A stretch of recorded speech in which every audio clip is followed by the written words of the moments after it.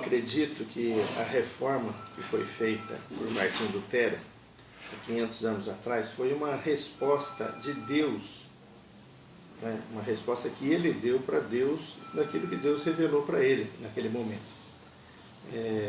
Se nós formos analisar a reforma protestante, havia 5 pilares básicos naquela reforma. Então, somente a Bíblia, somente Cristo, somente a graça, somente a fé, somente a glória de Deus.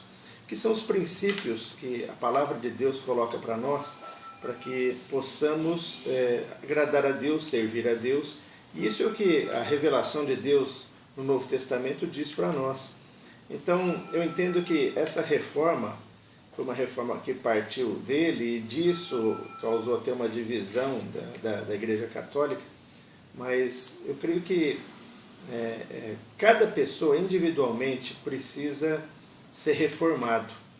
E a palavra de Deus nos fala que essa reforma, Paulo fala em Romanos 12 isso: não vos conformeis com este século, mas transformai-vos pela renovação da vossa mente, para que experimenteis qual seja a boa, agradável e perfeita vontade de Deus.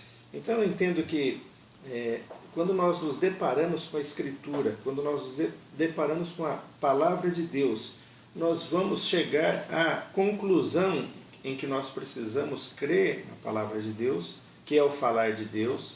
Nós precisamos crer em Cristo, recebê-lo, tê-lo como nosso Senhor, como nosso Salvador. A própria palavra diz que não há salvação em nenhum outro, porque debaixo do céu nenhum outro nome há dado entre os homens pelo qual importa que sejamos salvos. O próprio Jesus falou: eu sou o caminho, a verdade e a vida, e ninguém vem ao Pai senão por mim. A palavra também nos fala que nós somos salvos pela graça. Isso é uma grande revelação, uma grande libertação para as pessoas, para todos nós.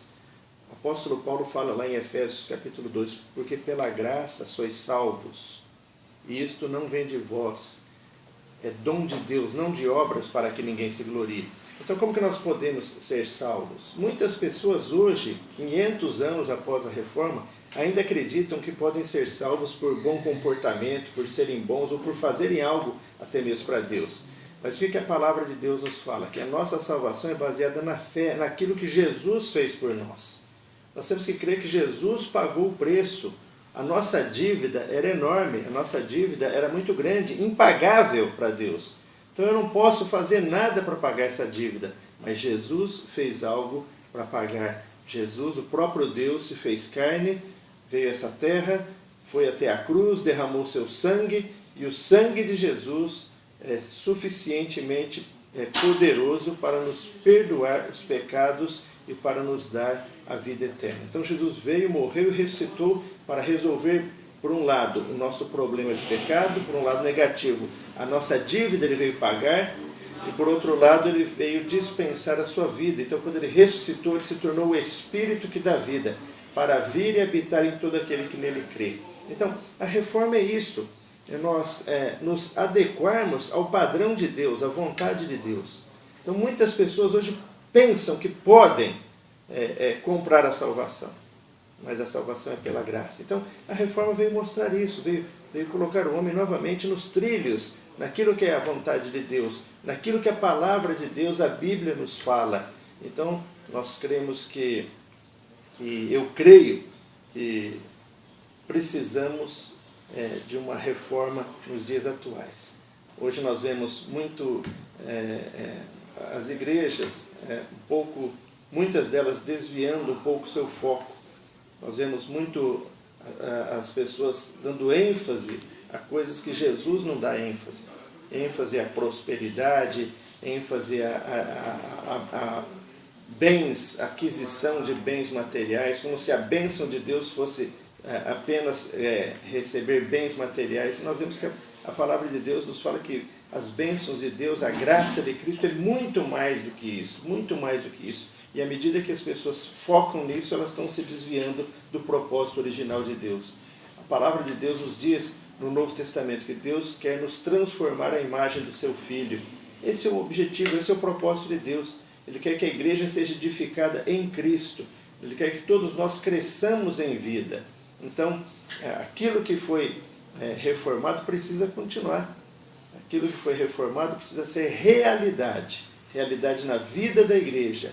A vida da igreja não é somente ir em reuniões, mas a igreja é o corpo de Cristo, a igreja é a família de Deus, a igreja é o novo homem, a igreja é a noiva de Cristo, a igreja é aquela guerreira nesse mundo para vencer todas as coisas negativas. Então, eu creio que a reforma precisa ser efetivamente aplicada na vida da igreja. Muitos hoje não conseguem nem enxergar o fato de que a igreja não é um lugar. O Novo Testamento inteiro revela isso. A igreja é o corpo de Cristo, a igreja somos nós, e nós nos reunimos em um lugar. À medida que a pessoa tem uma ideia errada, ela pensa que a igreja é um lugar, isso atrapalha a sua vida cristã, isso atrapalha aquilo que Deus quer dar para ela. Porque no momento que ela pensa que a igreja é um lugar, então ela vai à igreja, ela volta da igreja e segue a sua vida normalmente. E a vida da igreja é uma vida vivida com Cristo. É uma vida onde Cristo é o Senhor. É uma vida onde nós estamos no aspecto familiar, no aspecto social, no nosso trabalho, na escola, nos nossos relacionamentos com as pessoas e também no aspecto desse relacionamento nas reuniões da igreja com os irmãos, executando a obra de Deus, fazendo a vontade de Deus, nesses aspectos espirituais da pregação do Evangelho, na propagação do Evangelho. Então, eu creio que Martinho Lutero deu o pontapé inicial, mas nós precisamos pegar a tocha e continuar levando esse Evangelho, a vontade de Deus e aquilo que está revelado na Palavra de Deus.